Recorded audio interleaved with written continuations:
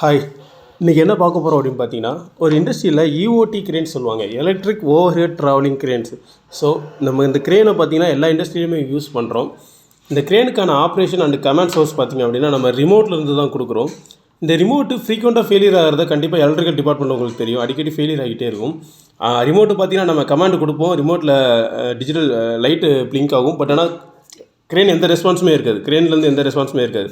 அதுக்கு காரணம் என்னென்னு பார்த்தீங்க அப்படின்னா, ரிமோட்டில் உள்ள கிறிஸ்டல் ஆசிலேட்டர் வந்துட்டு வீக்காக இருக்கும், எதோ ஃபெயிலியர் ஆயிரும். ஸோ அதை எப்படி சேஞ்ச் பண்ணுறது அப்படின்னு நிறைய பேர் பண்ணாமல் அதை ரிப்பேரிங் சென்டர் கொடுத்துருவாங்க. ஸோ அதை பார்த்தீங்கன்னா இந்த மாதிரி கிறிஸ்டல் ஆசிலேட்டரை நாமளே சேஞ்ச் பண்ணிக்கலாம். கிறிஸ்டல் ஆசிலேட்டர் எதுக்காக யூஸ் பண்ணுறோம் அப்படின்னு பார்த்தீங்கன்னா, இது ஒரு எலக்ட்ரானிக் இன்டெகிரேட்டட் சர்க்யூட். இந்த ரிமோட்டு இது ஒரு டிஜிட்டல் கமாண்டை ஒரு ஸ்டேபிளான சிக்னலாக ஒரு சர்டன் ஃப்ரீக்வன்சி ரேஞ்சுக்குள்ளே நம்ம டிரான்ஸ்மிட் பண்ணுறதுக்காக இந்த கிறிஸ்டல் ஆசிலேட்டர் யூஸ் பண்ணுறோம். இதை எப்படி சேஞ்ச் பண்ணுறது அப்படின்னு பார்த்தீங்கன்னா, இதில் டீங்கிறது டிரான்ஸ்மிட்டர், ஆருங்கிறது ரிசீவர். இந்த டீங்கிற டிரான்ஸ்மிட்டர் நமக்கு ரிமோட்டில் பார்த்தீங்க அப்படின்னா, எனக்கு இப்போ பார்த்தீங்கன்னா இந்த ரிமோட்டில் ஒரு 2 ஸ்லாட் இருக்குது, அதில் நான் இன்சர்ட் பண்ணிடுவேன். பட் சம் அதர் ரிமோட்ஸில் பார்த்தீங்க அப்படின்னா நீங்கள் சால்ட்ரிங் பண்ணுற மாதிரி இருக்கும். அட் த டைம் ரிசீவர் ரெண்டில் பார்த்தீங்க அப்படின்னா ரிசீவர்லேயே ஒரு ஸ்லாட் இருக்கும். நீங்கள் அந்த பழைய கிறிஸ்டலை எடுத்துகிட்டு இந்த ரிசீவரோட கிறிஸ்டலை இன்சர்ட் பண்ணிங்கனாலே போதும். உங்களுக்கு பார்த்தீங்கன்னா உங்களுடைய சிக்னல் ஸ்ட்ரென்த்து ஸ்ட்ராங் ஆயிரும். உங்களுக்கு இப்போ பழையபடி கிரேன் பார்த்தீங்கன்னா ஆப்ரேஷனில் இருக்கும்.